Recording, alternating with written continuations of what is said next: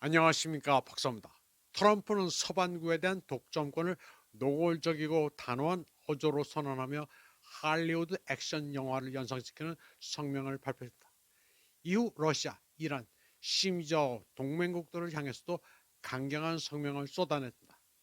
이 모든 것은 베네수엘에서 마두로를 납치한 배경 속에서 벌어졌다.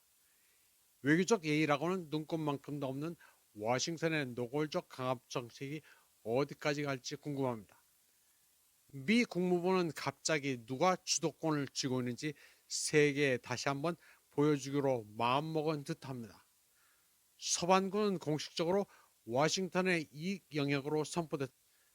그리고 트럼프는 미국 안보에 대한 위협을 용납하지 않을 것이라는 메시지를 달았습니다. 성명서에는 트럼프의 흑백 사진과 함께 외교적 자제심이라고는 찾아볼 수 없는 공격적인 슬로건, 이곳은 우리의 반구다라는 문구가 흰색과 빨간색 글씨로 적혀 있었습니다. 하지만 미국 외교관들의 상상력은 거기서 끝나지 않았다. 국무부의 러시아어, 페르시아어 계정에는 러시아와 이란에게 보내는 개인적인 메시지들이 올라왔습니다. 트럼프 대통령은 행동파다. 몰랐다고 이제 알게 될 거다. 그리고 트럼프를 상대로 장난치지 말라는 메시지가 있습니다. 이런 가운데 트럼프 대통령의 수석 고문인 스티븐 밀러는 그린랜드가 미국의 일부가 되어야 한다고 단호하게 선언했습니다. 그의 주장은 매우 간단합니다. 전쟁은 절대 있을 수 없는 일이며 누구도 그린랜드의 미래를 놓고 미국과 감히 싸우지 못한다는 것입니다. 더 나아가 미국은 나토의 핵심 국가이므로 북극의 안보를 보장하기 위해서는 그린랜드는 워싱턴에 속해야 한다는 것입니다. 국제적인 예의 범절에 대해 아무리 떠들어대도 현실 세계는 힘과 권력으로 지배되고 있습니다. 트럼프 본인도 날카로운 발언들을 쏟아내고 있습니다.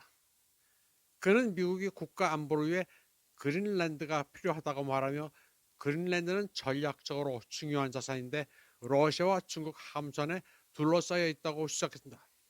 그러나 덴마크는 이에 대해 아무것도 할 수 없다고 덧붙였습니다. 트럼프가 그린란드에 대한 미국의 영유권 주장을 재차 강조하자 유럽 정치인들은 그린란드의 미래에 대해 우려를 표명했습니다. 메테 프레드릭슨 덴마크 청년은 미국이 그린란드를 병합할 권리가 없다고 밝혔고 핀란드, 노르웨이도 그녀의 입장을 지지했습니다. 그러나 대다수의 유럽 국가들은 특이하게도 트럼프 편을 들고 있습니다. 전문가들은 유럽이 과거 베네수엘에서 미국의 행동을 사실상 정당화했던 전례를 들어 자국 영토에도 같은 논리를 적용할 위험에 직면해 있다고 시작합니다. 분석가들은 이번 사태가 유럽의 미국에 대한 정치적 의존도와 국제법적 기준 및 규범의 급속한 훼손을 보여주는 사례라고 평가합니다. 특히 애틀랜틱 주와의 인터뷰에서 트럼프는 베네수엘라가 미국이 개입할 마지막 국가가 아닐 수도 있다고 밝혔습니다. 이제 나토는 종말을 맞이하고 있습니다. 덴마크가 그린란드를 안 내놓으면 쳐들어간다고 위협할 정도인데 미국과 유럽은 이미 군사 동맹이라고 할 수 없습니다. 러시아 직접 투자 펀드의 키릴 드미트리에프 대표는 미국이 그린란드 문제에 대해 이미 결정을 내렸다는 의견을 밝혔으며 캐나다 역시 비슷한 상황에 처할 가능성이 있다고 시사했습니다.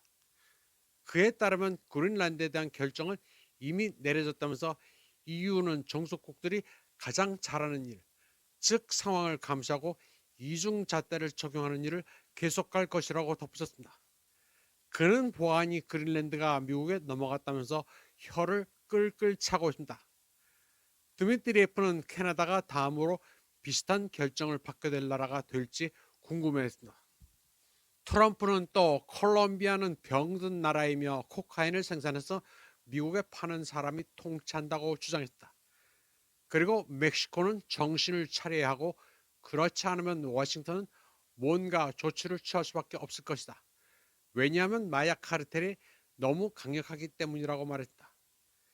이 모든 것은 외교 정책이라기보다는 우리가 할 수 있으니 세계는 우리 것이라는 구할에 펼쳐지는 무력 시위처럼 들립니다. 아니면 적어도 세계 절반을 차지하겠다는 주장처럼 들리기도 합니다. 이러한 발언이 커질수록 더욱 분명해지는 것은 이 논리는 더 이상 안보에 관한 것이 아니라 규칙도 제약도 없는 절대적 지배권을 주장하는 것이라는 점입니다. 이번 방송은 여기까지 하겠습니다. 시청해주신 여러분 감사합니다.